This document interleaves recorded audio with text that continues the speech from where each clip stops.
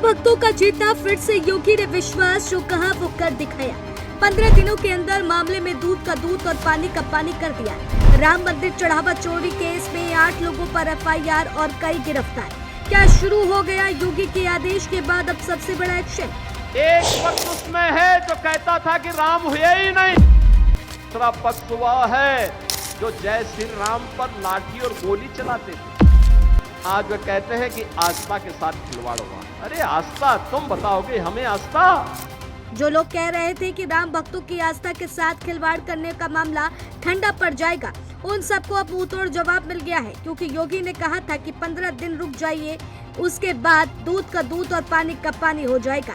ये बात सच होती दिख रही है, क्योंकि राम मंदिर चढ़ावा चोरी मामले में अब कार्रवाई जमीन पर दिखाई देने लगी है। जांच के बाद 8 लोगों के खिलाफ एफआईआर दर्ज हुई है और कई आरोपी पुलिस की गिरफ्त में हैं।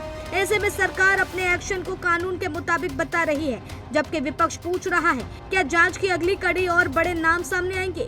आपको बता दें कि श्री राम जन्मभूमि तीर्थ क्षेत्र ट्रस्ट के सदस्य श्री कृष्ण मोहन की शिकायत पर दर्ज एफआईआर में राम शंकर यादव उर्फ टिन्नू यादव, अनुकल्प मिश्रा, लवकुश मिश्रा, मनीष यादव, अविनाश शुक्ला, करुणेश पांडे, रमाशंकर मिश्र और कैश काउंटिंग प्रभारी सुभाष श्रीवास्तव का नामजद किया गया है। पुलिस का कहना है कि सभी की भूमिका की अलग अलग जांच की जा रही है।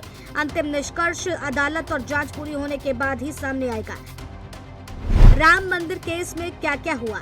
8 लोगों पर एफआईआर, कई आरोपी हिरासत में, कैश काउंटिंग पर सवाल, दान पात्र व्यवस्था जांच में, पूछताछ लगातार जारी, आगे की कार्रवाई पर नजर।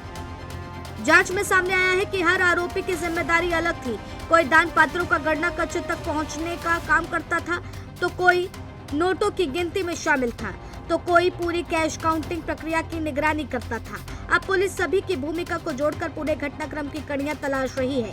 इसी वजह से पूछताछ का दायरा लगातार बढ़ाया जा रहा है। उधर आम आदमी पार्टी के सांसद संजय सिंह ने भी जांच एजेंसियों को कई दस्तावेज सौंपने का दावा किया है। उनका आरोप है कि मामला केवल चढ़ावे तक सीमित नहीं, बल्कि जमीन खरीद से जुड़े फैसलों तक भी पहुंचता है। दूसरी तरफ सरकार का कहना है कि हर पहलू की जांच सबूतों के आधार पर होगी और बिना प्रमाण किसी पर कार्रवाई नहीं की जाएगी। इसी बीच विपक्ष लगातार मांग दोहरा रहा है कि अगर जांच में किसी और भूमिका सामने आती है तो उसके खिलाफ भी कानूनी कार्रवाई होनी चाहिए।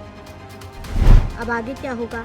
क्या नए नाम सामने आएंगे? क्या जांच का दायरा बढ़ेगा? क्या और गिरफ्तारियां होंगी? दस्तावेजों की होगी पड़ताल, सबूतों से तय होगी कार्रवाई।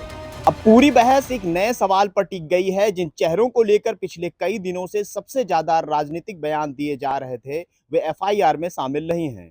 इसी बात को लेकर विपक्ष लगातार सवाल उठा रहा है। वहीं सरकार का कहना है कि जांच अभी खत्म नहीं हुई है और कार्रवाई केवल उपलब्ध सबूतों के आधार पर की जा रही है। ऐसे में आने वाले दिनों में जांच जिस दिशा में आगे बढ़ेगी, वही तय करेगी कि मामला केवल मौजूदा आरोपियों तक सीमित रहता है या फिर इसमें नए नाम सामने और आएंगे। फिलहाल इतना तय है कि राम मंदिर चढ़ावा चोरी मसला अब कानूनी कार्रवाई के साथ साथ उत्तर प्रदेश की बड़ी राजनीतिक बहस बन चुका है और अगली कार्रवाई पर पूरे देश की नजर टिकी हुई है। कैमरा पर्सन अनिल के साथ साहबुद्दीन यादव, जेएमडी न्यूज़, लखनऊ।